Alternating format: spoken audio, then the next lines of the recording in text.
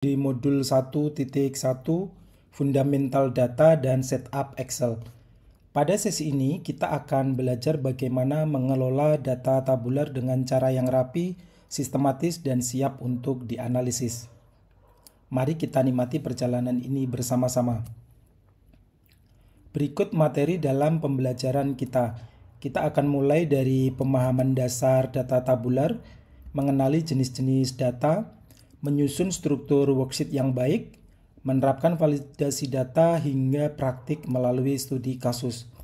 Kontak informasi untuk komunikasi dan diskusi, dan tentu saja kita akan belajar sambil bersenang-senang karena Excel itu menyenangkan. Data tabular adalah data yang disusun dalam baris dan kolom layaknya tabel. Struktur ini membuat data mudah dibaca, diproses, dan dianalisis.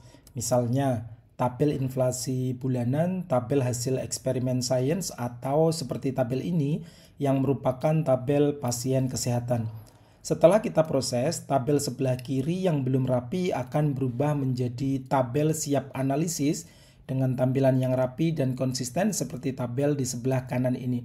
Ingat, tabel adalah fondasi utama dalam pengolahan data. Dalam Excel, setiap data memiliki jenisnya. Ada data numerik seperti usia, nilai, dan harga. Data teks seperti nama, alamat, dan kategori.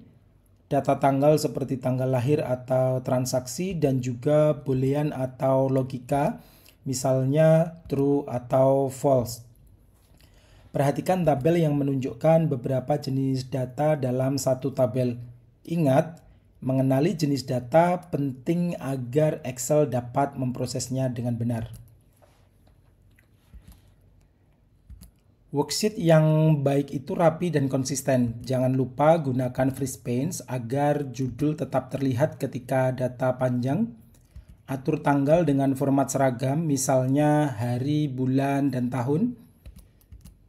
Selanjutnya, validasi data sangat penting untuk mencegah kesalahan input. Misalnya, kita bisa membuat drop-down menu agar kolom diagnosa hanya bisa diisi sesuai pilihan, atau membatasi angka usia agar tidak lebih dari 120. Dengan validasi, kita menjaga kualitas data tetap tinggi dan konsisten. Yang terakhir, gunakan nama sheet yang jelas, misalnya data siswa atau hasil penjualan. Dengan worksheet yang rapi, pekerjaan analisis jauh jadi lebih mudah. Sebagai contoh, pada data pasien, kita bisa menambahkan validasi di kolom diagnosa lalu ubah format tanggal seragam, bukan berupa teks. Data yang rapi adalah kunci.